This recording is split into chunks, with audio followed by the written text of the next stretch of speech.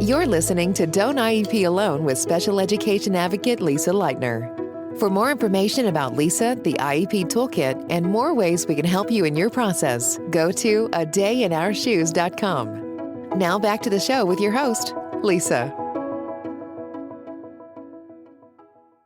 Hello, and welcome again to another episode of Don't IEP Alone. I'm Lisa Lightner. Sometimes I forget to say that.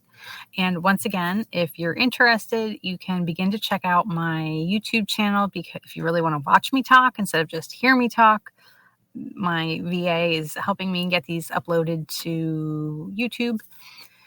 The other thing is that if you ever want to appear on an episode, that would be great. Just reach out to us at partnership@adayinourshoes.com. And I would love to have you on. You know, if you work within the community, within the disability community, IEPs, stuff like that, you might be an advocate, attorney, service provider, whatever you want to do, or whatever you want to talk about, I should say. I'd love to have you on. I guess that's it for that. Before we get into part 2 of FBAs and behavior plans and today's behavior plans, I want to share with you an email that I got the other day from Kaylee in Tennessee. If you've been thinking about taking my training, this is what Kaylee had to say about it. She says, "Hi, Lisa. I took your class last year, and I have a 4-year-old with autism in pre-K in Tennessee. We were so worried about his IEP last week, fighting for him to stay on a modified schedule in order to receive outside therapies, which the school wasn't allowing without it being an unexcused absence, so we were at risk for being removed from the program. The school said they can't provide FAPE on the modified schedule. They didn't accept the letter of medical necessity from the developmental pediatrician, etc. Lots of obstacles for us. We reached out to so many state resources and talked to lots of professionals, but I kept wanting to tell you about it. For days and weeks leading up to the IEP, I had to keep reminding myself, do not email Lisa Lightner. You can do this. I rewatched so many of your lectures, and I had my little lighthouse in my mind and all my data, and I was just so prepared. We got everything we wanted and what my son was entitled to, and didn't ruffle any feathers of the IEP team while doing it. I have a whole life of advocating for my son ahead of me, and I know how important this is. Anyway, after we finally got our ask, the modified schedule, I still wanted to email you. I thought it might be nice for you to know that your Don't IEP Alone program is exactly that. I felt like you were helping me the whole way, so I wasn't doing it alone. So many other parents are out there doing the same thing. I hope you realize the difference you are making for so many families and the lives of our children by teaching these skills. Thank you, Kaylee B. I'm not going to say her last name, but she sent me that. So if you want more information on any of that training, you can go to adayinourshoes.org and see what's available. Adayinourshoes.com will eventually get you there. That is my main site with all the articles and information on there. I believe we're up to about 700 blog posts about various IEP topics. But the training, the IEP toolkit, all that other fun stuff is at adayinourshoes.org. So last time I talked to you about FBAs and requesting FBAs and what to look at before you request an FBA and things like that. So part 2 of the process is the behavior plan, right? You had your FBA done, and now the team needs to develop a behavior plan. Again, you want to make sure that the IEP is robust and being implemented before you work on modifying behavior. Because here's the thing, behavior plans usually address behavior rather than the lack of an underlying skill. Let me give this example, and this is a home example. There are many kids out there, autism, ADHD, other learning disabilities, who cannot clean their room, right? So let's get into this whole won't versus can't, right? They cannot clean their room. And I've heard this from kids, and I've heard this from parents.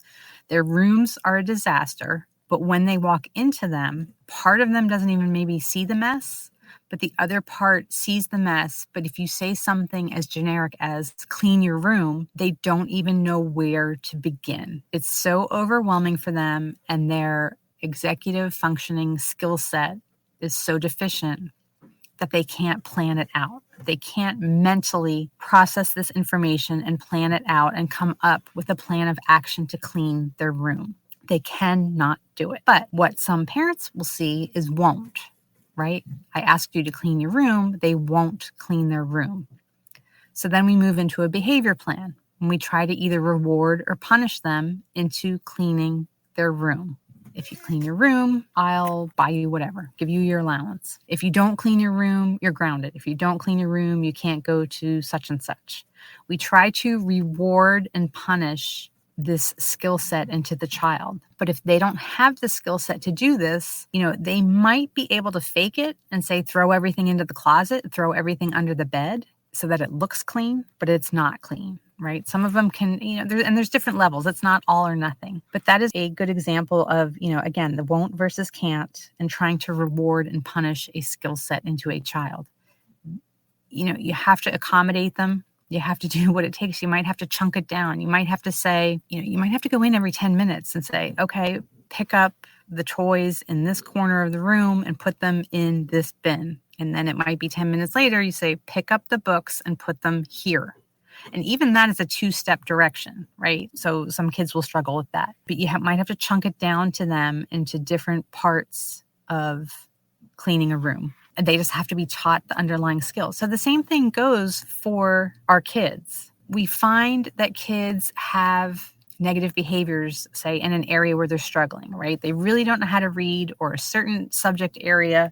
Maybe the classroom is not sensory appropriate for them, whatever. And so I see schools do things like these token economies and rewards charts and behavior charts, and they get a sticker or they get some iPad time if they sit in the class without incident.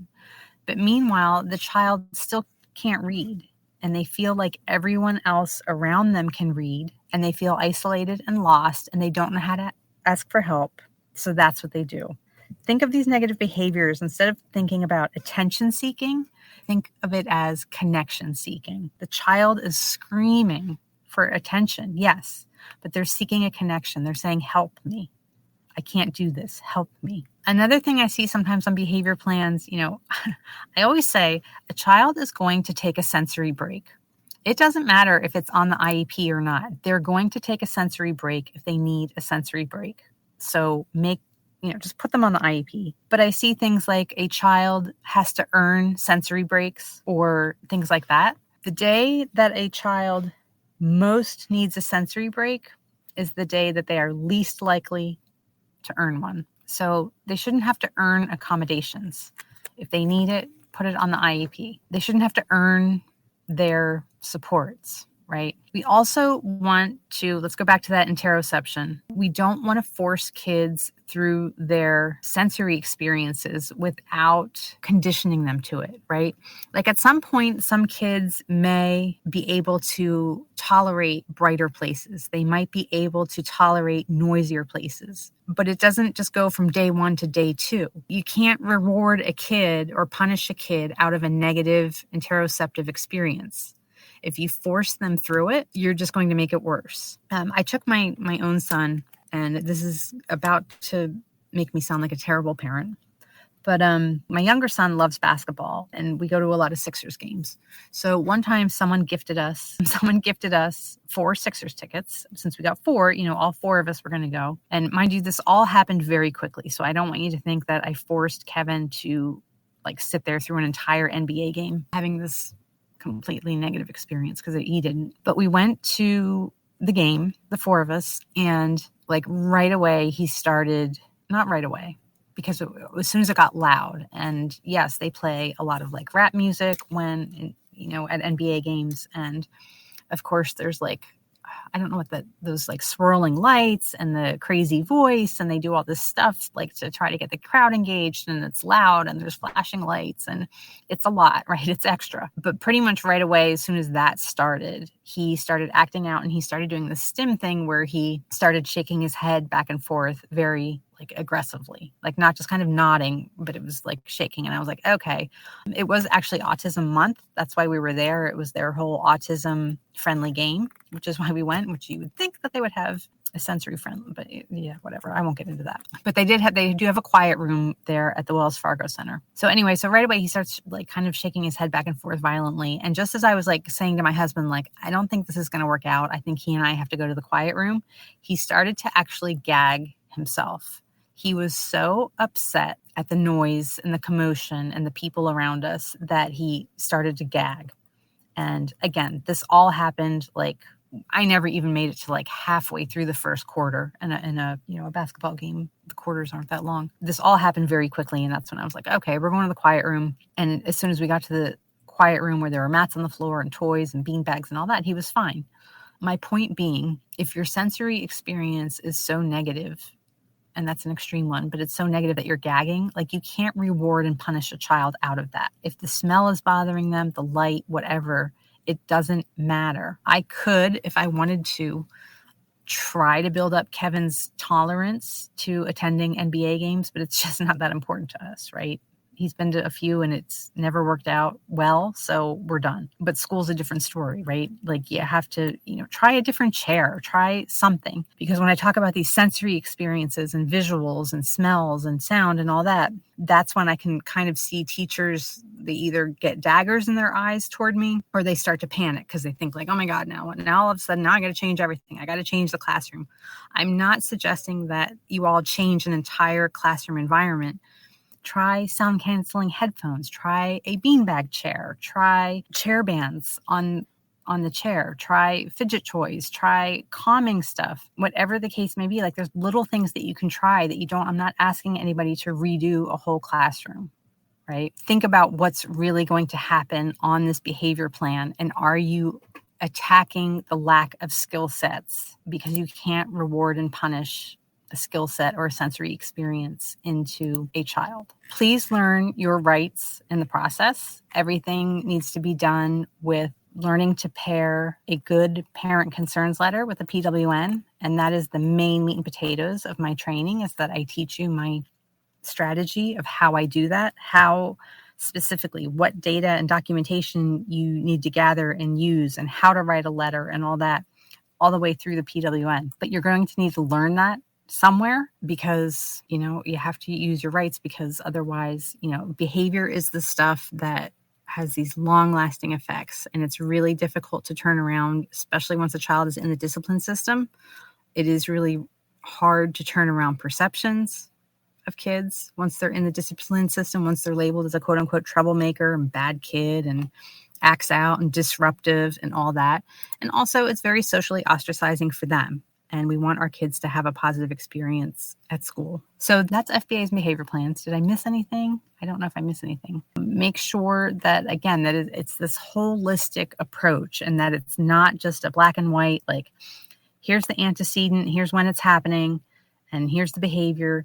And, we think, because again, assigning these 4 functions of behavior, which I talked about last time, attention, escape, tangible item, or sensory, when the adults put that on the child, we think he's doing it for attention, we think he's doing it to escape.